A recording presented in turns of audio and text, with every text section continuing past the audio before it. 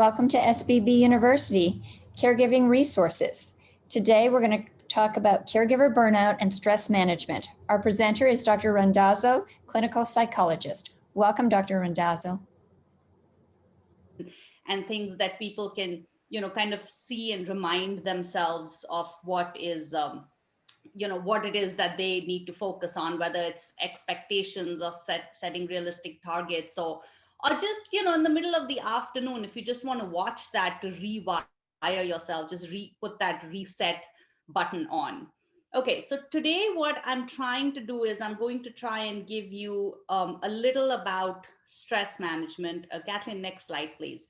It'll give you a little bit of the summary, the stress management, what is stress, whether we call it a migraine or a headache, what that really means for each one of us. And then some tips on where we are today with the pandemic and how we've kind of gone about dealing with it. And then at the end, I'm going to try and give you some tips. Now, when I talk about stress management tips, remember, not everything is going to work for everyone. Some people are runners and they like to run and they love to get that energy out. Me, I do not like to run. I like to eat when I get stressed out. So there may be different management techniques, but I'll try and give you things that really resonate with some of you. And then for the others, you can kind of pick and choose and see what works for you. So let's start with what is stress. It's basically your body's reaction, right?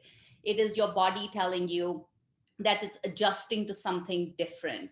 So it could be physical, you can have mental, you can have emotional responses. Physical responses is your body. Think of your physiological state. So headaches, shortness of breath, sweating, palpitations, blood pressure going up, any tics that you may have. Those are your body's way of telling you, look, something is wrong. Mental and emotional, that fog that sometimes you have when you're overwhelmed, when you've got too much to think about, too much to talk about. You get into the state of confusion, inability to focus, inability to concentrate. Somebody may be talking at you, to you, and you're not listening to anything. So you're in your own mind. And then emotional responses, which over the last year, we've really noticed a lot of these emotional responses, irritability, just being short, being very depressed, that sadness that is happening, just crying, being very anxious at all times. The first thought when you look outside or think about going to the grocery store is negative.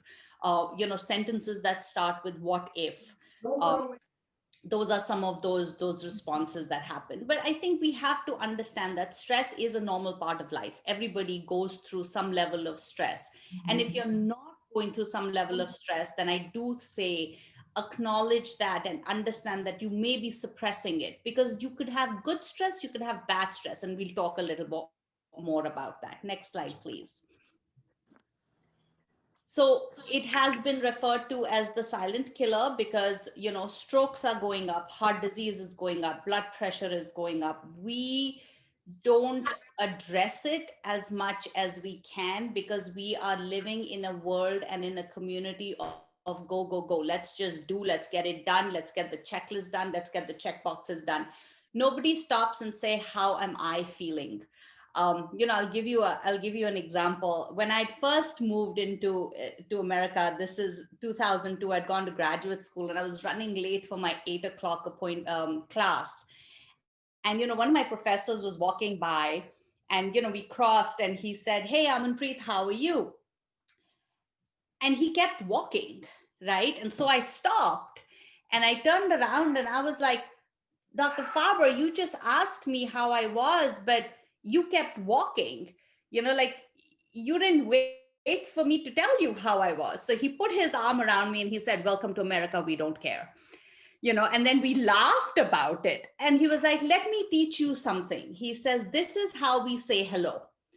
When you pick up the phone, you always say, 'Hi, hello, how are you?'" He goes, "The first thing of a therapist today I'm going to teach you is never say, 'How are you?' or ask how a person is if you don't want to know." Right? And that was something that I was so taken aback. But till this date, I will never forget that. I always ask, how are you? And then I wait for somebody to respond, because we're so used to this automatic way of saying, hi, how are you? Right. And it's just oh, I'm fine. How are you? So when my patients come into my office, I'll always say, hi, how are you? And they'll say, I'm fine. How are you? I'm like, okay, the session is done. Right. So I think we have to understand that we are so used to just not talking about it, not saying things, and suppressing, that it's become a habit. And then we don't realize, because our body is giving us signs, and we don't realize what really is happening because we're not addressing it. So keep that in mind. Stress accounts for 30% of infertility. That is going up significantly now. So just another fact that I was going to mention. Okay, go ahead. Next. Something that was important, that I wanted to talk about, was the surge capacity. So when the pandemic initially hit, right, we all gathered ourselves and we were all baking and trying to lose weight and trying to get everything together. And Zoom, I wish I had bought shares at Zoom at that point. Everyone was in it and doing these, really had this positive, almost fear-based positive outlook. But what happens is this: I read a very interesting article by Ann Matson, which is a psychologist, and she mentions that after some time, as human beings, we have the capacity to kind of, you know, get the endorphins, get the adrenaline running, and there's a limit to that. At some point, you have that last bit of surge, and then there's a crash. We are now all operating on after the crash has happened. We've all gone through the surge capacity, the short term survival for something that is acute. So think of anyone who's been in a hurricane, anyone who's been after an earthquake, anyone who's been after, even experiencing a death of a loved one. You get into that state, and then, it kind of passes and you move on. The pandemic has been almost a year, and we are all now depleting those last bits of energy that we have. There is no more left. And what we have forgotten to do is we have forgotten to recharge our batteries. We are not putting in as much as we are giving out, right? And so I think that is what I'm going to talk about. When you mention burnout, when you mention stress, it's all self care. It's at that point you are not putting in what you are putting out. And that doesn't happen. Before you run a marathon, you do a carb load, right? Like you got to eat so that you can get all the energy out. We are now running marathons without the carb intake, and that is hurting us. Okay, next, please. So what I was talking about, so natural disasters occur over a short period of time, and the recovery may be long, but it's the pandemic is different, right? It's like this we don't know. Initially, when it started, I remember people were saying, oh, it'll be a couple of months and we'll be fine. Oh, it'll be one more month and one more month. Now, even though that's a very positive way of thinking and looking at it, right? Like everyone's going to be like, oh, stay positive, take one day at a time. But when you don't have an end in sight, when there is not that graduation, when there is not that certificate, when there is not that recovery, then there's this depletion. There's this numbness that is occurring in people, when that giving up, that hopelessness, suicide rates are going up, depression is going up. We hear some of the strongest people that I have known, most positive people that I have known, that have disappeared because they don't have any more to give.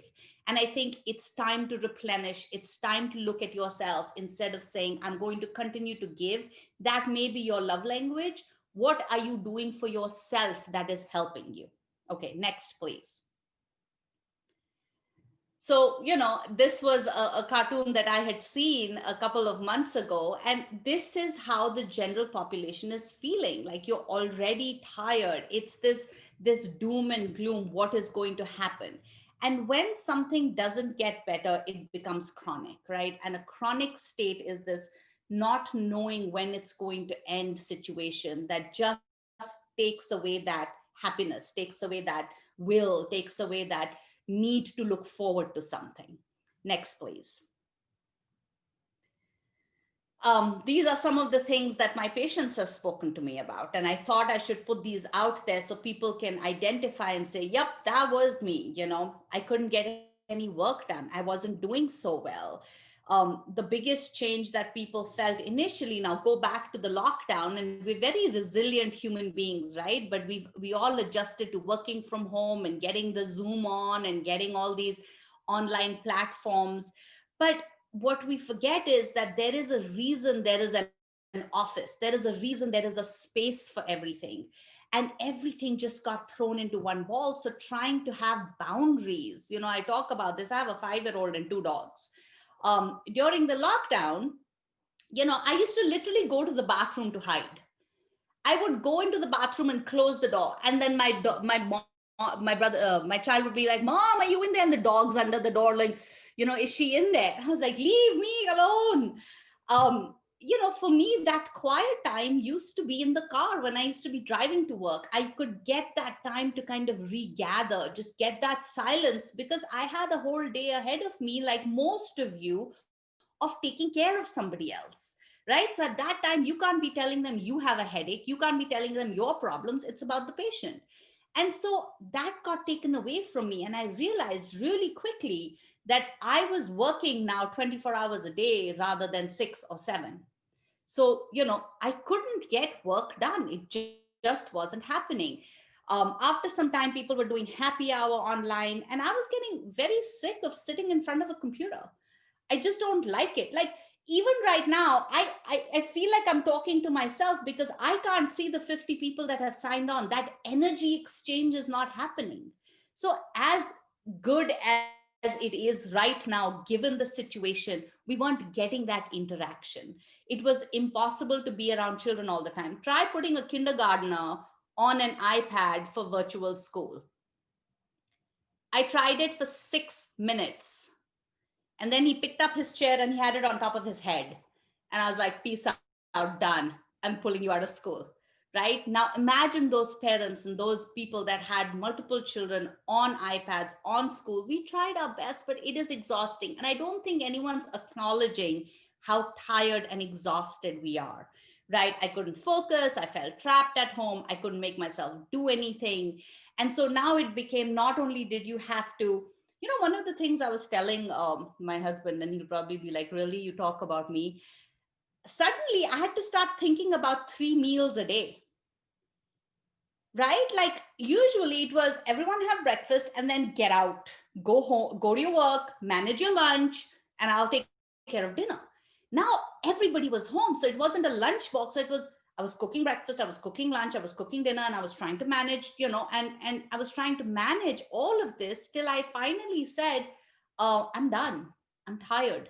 Peace out. But the peace out meant what? What was that, right? Like, what did it mean? Okay. So most of the people are feeling like that. You're not alone. Next, please.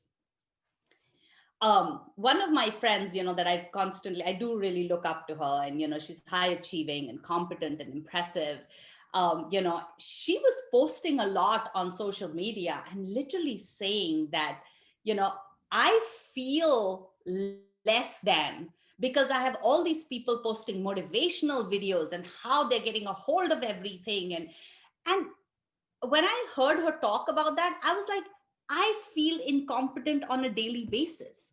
I am here talking to people and telling them how to do it, but it's breaking me inside because at some point I'm not being authentic and telling them I need a break. I am tired, right? I wasn't acknowledging, I wasn't telling myself that this hurts. And if you don't tell yourself this hurts, if you don't do something about it, your body is going to start telling you. And then you ignore, ignore, ignore. And what happens? Strokes, heart attacks. The number of strokes and heart attacks that are happening these days is way high. I had a young executive, 43-year-old Caucasian male, who literally lived on an airplane. He was flying from city to city constantly. Monday to Friday, would come home Friday evening, stay, and then start again. And I remember telling him, slow down. And he made a joke. He's like, Dr. R, do you slow down? And I said, I'm not running helter skelter. He had a stroke on a plane one day, completely paralyzed from head to toe, had to learn how to eat, had to learn how to walk, had to learn how to talk. A year later, he came to me and he goes, "You were right." To which I said, "I'm always right." But then I said, "I have to listen to what I say. I have to listen to my body." And that, if nothing else, if that is all you take away from today, it is listen to yourself. What you say here affects this, right? And we'll talk a little more about it. Okay, next, please. And somebody keep me on check because I tend to kind of digress. Okay, adjusting to a new normal. If anyone says this word new normal to me anymore, I'm going to scream. It started evoking like this anxiety reaction in me, right? And it is true because I was so against change. It was so difficult for me to say, what do you mean new normal? Like, what does that mean? And as we experienced it, we started realizing that this is what a new normal is, right? It's important to recognize that you were getting exhausted, you were feeling those ups and downs, and you were still expected more often than not to be who you were before the pandemic hit. So you were still expected to do your job, you were still expected to show up and smile and be positive and not have your patients get affected by that. And that is hard. That is difficult to do. Okay. So acknowledge some of those things for yourself. Okay. Next, please. Ambiguous loss. So the other word that after the surge depletion that people spoke about was this loss that they were having. It was loss of freedom, loss of sanity, loss of happiness, loss of even human touch, right? When I first started doing this, we with the senior source, we did how grandparents and older adults were missing that. They were missing hugging their grandchildren. They were missing just meeting people because we were protecting that population so much that they were just, it was almost like this loss that we were feeling. And with loss comes grief, but yet none of us grieved it the way that we should have, the way that we acknowledged it, that this actually happened. We are such a solution oriented culture. We want to fix everything, right? Everything needs to be, oh, well, this is the problem, let's fix it. Here's a checklist, here's the problem, let's go. And I am guilty of that.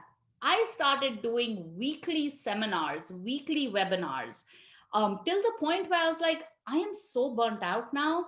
I don't know what else to say, how else to say it. And so I took a break. I was like, I'm not doing this anymore, right? But we were so solution oriented. Instead of sitting with the problem, acknowledging the problem, understanding what we are doing with ourselves, we always jump to fixing it. And when you don't get a way of fixing it, that then overwhelms you. That makes you feel less competent. That it's not about the behavior, it's about the feeling here. It's how you feel about not being able to fix something. It's a very destructive way of thinking, right? When you're faced with the problem and you don't have a solution.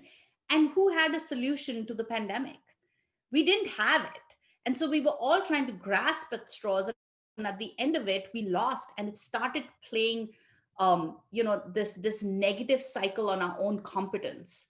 At some point, I literally was saying to myself, I wish I were a scientist, or I wish I were a chemist so I could come up with the vaccine, or I could do something to help it. This helpless feeling was really taking over. But I didn't realize that I was losing, and I needed to grieve. I needed to grieve my time of not being able to go to work, of not being able to see my colleagues, of not being able to see my patients. A lot of us, that is our love language, right? That is where we get our energy from. I get my energy when I meet people and somebody says, hey, that was a really good thing. I get that energy. I wasn't getting that anymore.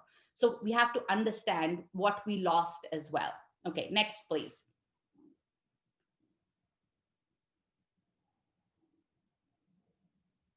Okay, so this is what I was talking about. Go on to the next slide. It's basically a loss of way of life, and I think that's what we had to understand. We had to accept that life is different now, and the more we fought it, the more difficult it was.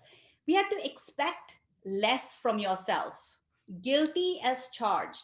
So some of you who know me, I'm an avid baker, right? I follow Ina Garten and I follow all these people. And I joined this group because suddenly I thought that they're going to be 36 hours in a day and not 24. I wanted to start baking. And I know I'm good at my profession, but I wanted to be better, and I wanted to expect so much more from myself. And every time I would see a picture of this dessert or cake that was made by somebody else, I would start beating myself up that why couldn't I do that, or why wasn't that me? Not realizing that I'm a mother, I'm a wife, I'm a psychologist, I'm so many other things as well. But I was putting so much pressure on myself to be this executive chef as well, and it wasn't helping me. It was making me feel worse about myself, right? And that just wasn't helpful. Next, please.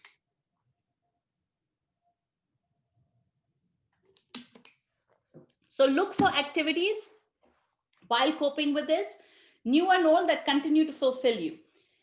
The one thing that really did bother me initially when the pandemic started and when all of this stress management started, people start throwing ideas at you and they sound really good.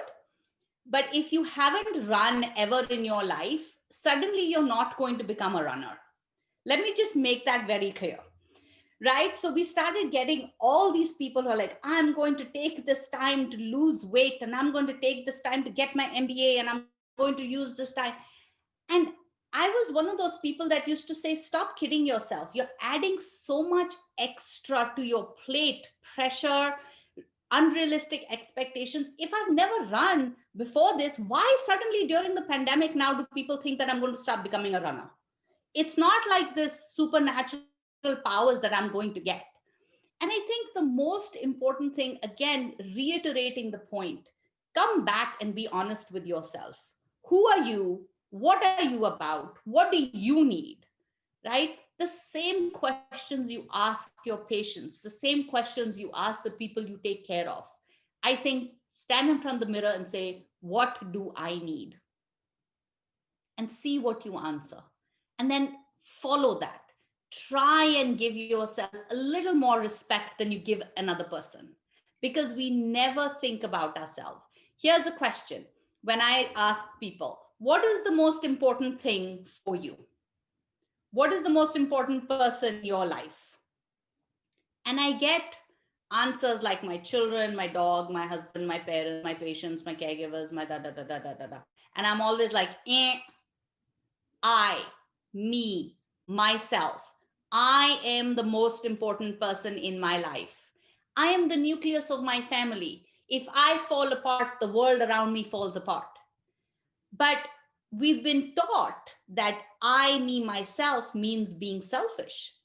And we've been taught that being selfish has a negative connotation attached to it, which means that I will continue to give and not think about myself till I completely fall apart. So you have to put the spotlight on yourself. You've got to start having those shorter, smaller support systems for you, because that is what you need, right? You're not superhuman. That is what you need. So focus on maintaining those relationships that feed you, that give you the power to move on, rather than deplete you. Okay? Next, please. Okay. Some of this, before we start talking about it, let's consider some techniques and some factors that lead to stress. Understand your stress, which I already told you. Where is it coming from? Most of the time we say we're stressed out, but we don't know where it's coming from. No, go back, Kathleen, one more, please. No, the next one. That's right. How do you stress? Right? So small behaviors that you do, that may be conscious, that may be subconscious. So I tend to be very quiet when I start stressing. So when and usually I'm a very chatty, talkative person.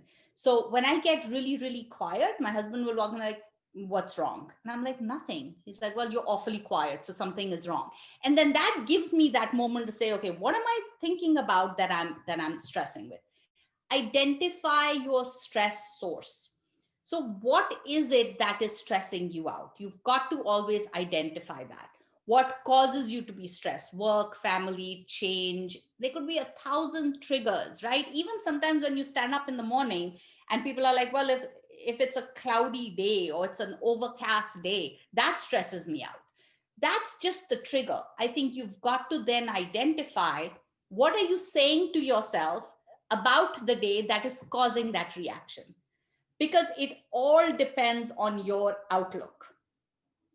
If right now you were to look outside and you were to say, okay, it's a blue sky, it's a beautiful day, it's sunshine, it's really, really nice, you'd feel better, you'd feel relaxed, as compared to, you're like, oh my God, it's so windy, it's really like cold, and it's horrible, and the allergies everywhere, and if I go out, the sun's going to be really bad.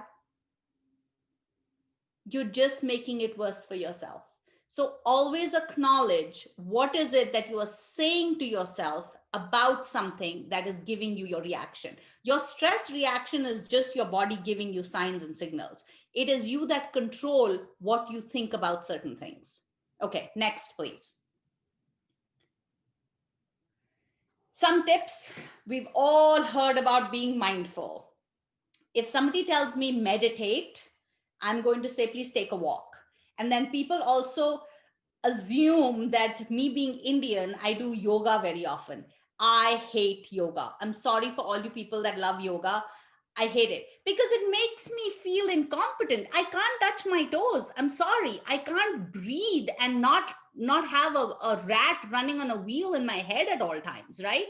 So you've got to find techniques that work for you. Exercise, yoga, meditation, these are all great tools for somebody. They're not for me, right? And recently I realized that some of the things that I actually enjoy doing is knitting. Like, I love knitting. It centers me, it gives me something to do with my hands. I'm focusing on it 5 minutes a day, that's it. Listening to music, right? So some of the mindful techniques that I'm going to be talking about, they may help you, that take you, and make self-care. Now somebody says do yoga, it's 20 minutes to drive to a yoga studio. It takes about 50 minutes to do it, and then an hour after. Who has 3 hours in their day to give? I don't. Now, my personal trainer may say, oh, that is an excuse. You have to make time for yourself. Yes, but you and me both have 24 hours, and I've got a lot of work to do, right? So techniques that are slightly easier for yourself to follow. And I'll give you some examples. Okay, next, please. How are we doing on time? Oh, it's 12:40. Okay. This is an important technique. Lots of time. No worries. Okay, good. This is a very good technique, and I'm going to explain how to do it. So think of your face. Everybody just think of your face. So touch, right? That little pat, taste, your mouth, smell, sight, and sound. Stimulation of any of the 5 senses brings you back to the state that you are in. So it is a way of just being present. It is a way of being here right now, and not being somewhere else and worrying about something else. So get it here. Now, what are some things that you can do? So you're sitting in, you're sitting at work and you're focusing. All you have to do is just drink some water. So the water will stimulate the taste, right? You've got that instant. You get it right here and say, okay, I'm going to drink water, and I'm just going to be focused and focus on the water itself. Some of the other things that people do, remember way back in the day, they used to teach you wear a band around your wrist and snap it. So the moment that happens, your body and your brain is tuned to always react to a physical reaction first. So the moment that happens, you're like, ow, it breaks that cycle in your head that you're spiraling out of control with. I tell people, keep a lemon, keep an orange, keep hand sanitizer, the most used thing these days. Keep hand sanitizer next to you. All you have to do is squirt some hand sanitizer, feel the wetness, like be present. Ooh, that's really wet. Ooh, that's lavender. I wonder what a lavender field looks like. Again, 10, 15 seconds, but it centers you. And the point of being mindful is to break that spiral, that hamster on the wheel that's trying to start and is just running and going nowhere. When you want to break that, you do it. And orange, I love the orange example, because when you pick up an orange, it's orange, right? So you look at the color, so that stimulates your eyes. Then you smell it, and it's got that citrusy smell to it. Then you peel it, and it's wet, and it gives you that touch. And then you taste it, because orange is yummy. And then you taste it, and that's really, really nice. And it'll give you that 30 seconds of being centered and coming back and breaking that cycle that you're spiraling out of. And then you can hit reset and you can start again. Okay. And Google, Google is your best friend. Like, go online and try and find mindful activities that you may have. I also tell people, some of the easy way of doing it is keep a bucket of ice or something with ice in it. Stick your hand in it. When you think you're spiraling out of control, it's basically shock factor, right? So the moment you're spiraling out, just stick your hand in ice and you'll be like, okay, what just happened? Okay. So it brings you back. It centers you in here. Um, please don't quote me, but sometimes when my kid was younger and he'd be bouncing off the walls, I used to take one of those water spray guns, and I'd be like spraying it on him. And people are like, please don't do that to your child. That's meant for dog training. I'm like, it works perfectly fine for my child too. Right? I'll just squirt him and he'd be like, what? It would break the habit. It would break that repetition of behavior that wasn't working. And that's what, now you can't squirt yourself. I mean, if you can, do it. But anything that would break that cycle in your head. Okay? Next, please. Okay. So this is exactly what it is. What you can see, spend 1 minute, just center yourself, look around, and just see, like, I can see a television, I can see a computer, I can see this, I can see. Give yourself 1 minute. What is it that you hear? What is it that you taste? What is it that you smell? What can you feel? Give yourself a minute and do this, periodically during your day, after a difficult meeting, or if you've had a long time of staring at something, if you're working on a document, give yourself some time to kind of break away, center yourself, get away from all of that, give your brain that pause, and then restart. You will be more productive. Okay, next, please. Yes. And if all else fails, eat chocolate. I'm telling you, there is scientific evidence that chocolate actually helps. And that is my pleasure. That is my secret. I always try to tell people, well, see, it's stimulating your senses. You put that chocolate in your mouth and, it's stimulating everything. But find something for you that is going to help you, that is going to give you that pause. And that is what is needed. And I think that concludes the presentation. Yes? Okay. Yes. Now, question and answers. Kathleen, how are we doing this? Are people just going to ask, or are you going to ask me? I know we got a bunch of questions. So we got a bunch of questions that I sent to you. If you have those handy, you can just go through them. If you want Shannon or I to pull them up and read them to you, we can do that as well. Yeah, I think some of the questions that we got, I should have already covered in this presentation. But if anyone has questions on what I was talking about right now, go ahead and type it, or I can start talking more about, what we discussed already. Okay, perfect. If people want to go ahead and start typing those questions into the chat, that would be great. And then as people are doing that, Dr. Randazzo, I do have a question that I'd like for you to start to answer for us, and it relates to ambiguous loss. And can you relate ambiguous loss to the limitations that people are having when they that COVID brought, when they have a loved one in assisted living or skilled nursing or in the hospital setting, and how ambiguous loss relates to that as far as visitation and them, not feeling in control? That is exactly what ambiguous loss is. It was the loss of normalcy. It was the loss of not being able to do something that you were so used to doing, and then adjusting to that, right? When we were visiting nursing homes and seeing patients, now you had to wear a mask, a face shield. You had to put on gloves. You had to wear the. When I would walk into my patient's room, one of them literally said to me, all I want to see is a smiling face. I don't want to see all this garb on you. But to not have that, to not be able to experience family members coming in. And initially it was pretty bad, right? Like now I think as the vaccine is rolled out and we've got more aware of mask wearing and washing hands, initially I think we were all just scrambling for it. So not realizing that how much meeting somebody meant, or how people were literally dying alone, that was very difficult on a lot of people. And I think we have to acknowledge that that loss of being able to do as we want, being able to give as much as we couldn't do that. And that was what was started to cause a lot of stress and angst and helplessness in people. Thank you for that. Shannon, do you have any questions that you have pulled up?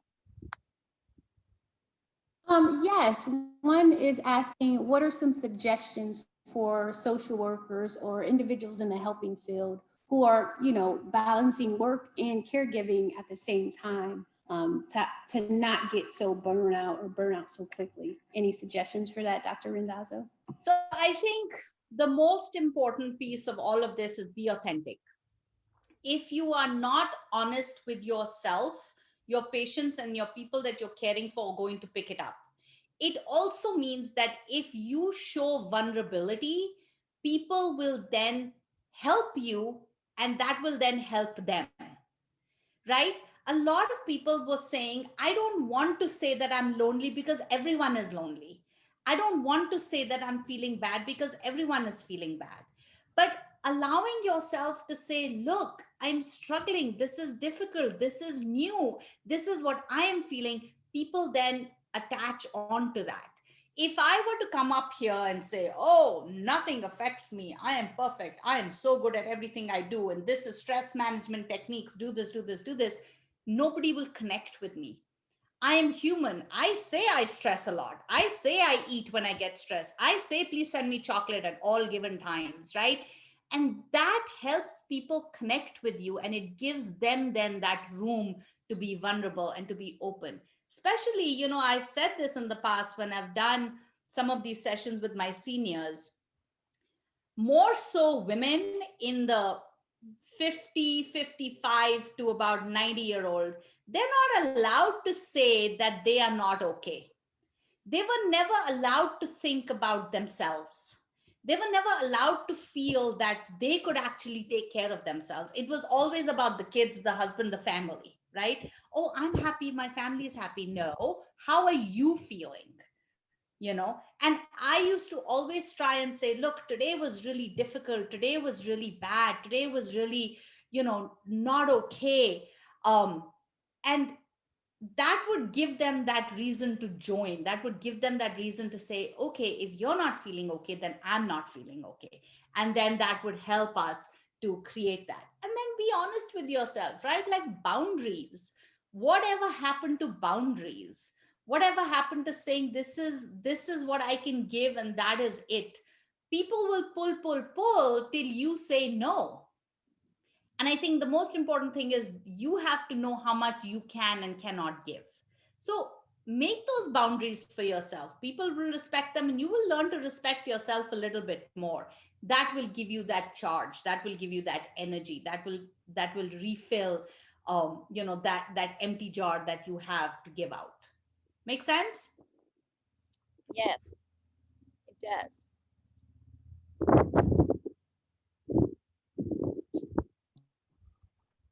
Another question, Dr. Randazzo, any advice on getting other family members or friends or individuals involved to help with, people that are homebound and doing the caregiving role? Yes. Ask for help. When people say, hey, how are you? Oh, I'm okay. What I hear you say is you are okay. And I'm not going to volunteer services. So ask for help, delegate. If you are feeling the burden, you've got to talk to your family. And so I started, what was it called? There was something known as No Cook Fridays or Pizza Fridays. I was like, I'm done cooking. Fend for yourself Friday.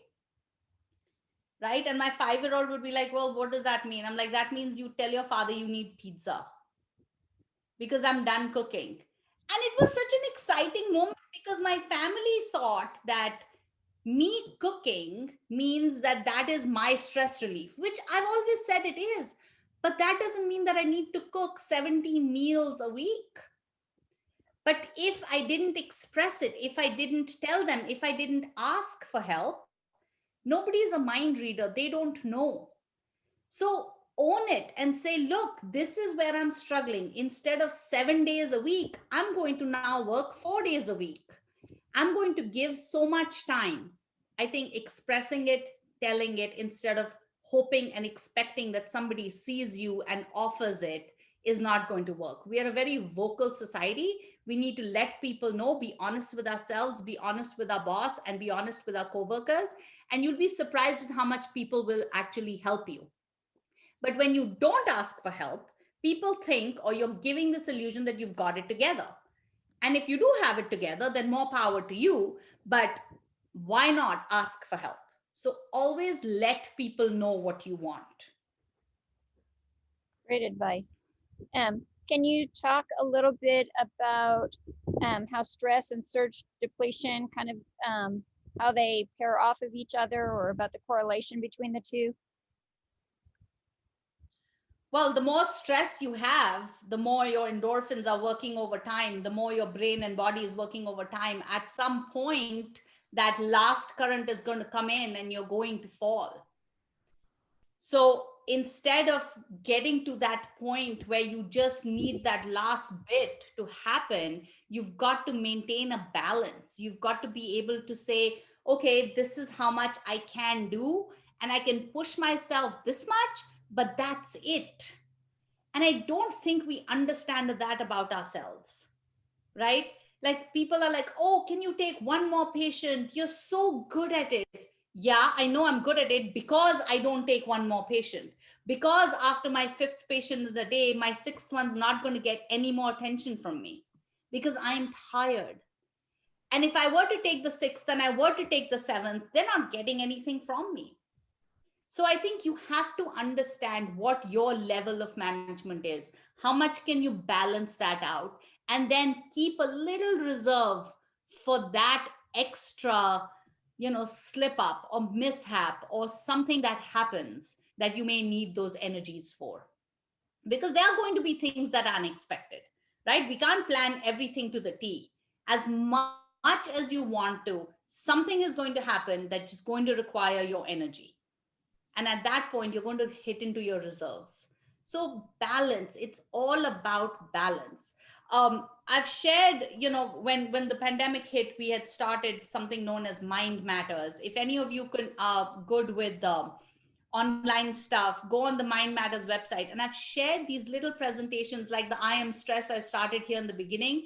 It's got the work-life balance. It's got how to manage stress, just like 1 minute little videos that you can watch that can remind you of some of these topics that we're talking about. Can you talk a Okay, little bit? Margaret, I'm going to address. Can you talk a little bit about the warning Somebody signs? in the chat. Hopefully you can hear me. Can you talk about the warning signs and symptoms of caregiver burnout? Here, I'll put it in. Yes, so Kathleen, that is what I spoke about in the beginning of the presentation, right? So palpitations, headaches, any physical, emotional, and psychological symptoms that you may be feeling. So physical symptoms include any body reactions, which have, your pains, your indigestion. You may have cramps, you may have headaches, you may have sweats, you may have palpitations, shortness of breath, any psychological symptoms, depression, helplessness, feeling numb. These are some of the things that happen. And then, you have emotional responses. Some of the emotional responses are irritability. You're very short with people. You are either talking too much or talking too less. Any of those symptoms, these are all symptoms of things that you should be addressing. Anything out of the normal, right? Anything that is pushing you over the edge.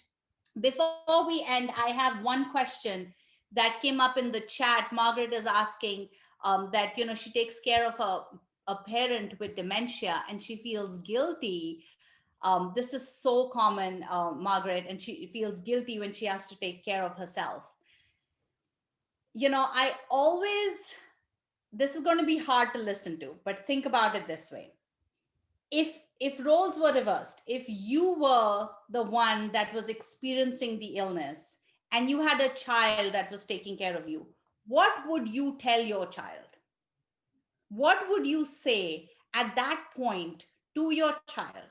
You would say, I'm okay, take a break, take care of yourself. Let that guilt that you're creating for yourself is only depleting you further. It's one more thing that you're adding onto it. If you try getting onto a schedule and you go away from your schedule by a little bit, it's not going to matter. Nobody's going to be able to understand. But guilt is something that is self-created. You are putting these pressures on yourself that is not helpful. So ask yourself, what would my mother say to me if I were to be in this situation? And you'll get your answer right there. Okay. Well, I hope some of it was helpful. I'm grateful to be here. If anyone has any further questions, feel free to either send them to me through email. Kathleen, Shannon, feel free to share the presentation with anyone that needs it. I have a hard stop at 1:00. And so if there is nothing else, then I would like to thank you for your attention and your time and having me here. Thank you, Randazzo. Thank you, Dr. Randazzo. We really appreciate you being here so very much and for your wonderful presentation. So thank you so much for joining us today. Thank you. I hope it was helpful. It was very Bye-bye. helpful. Thank you.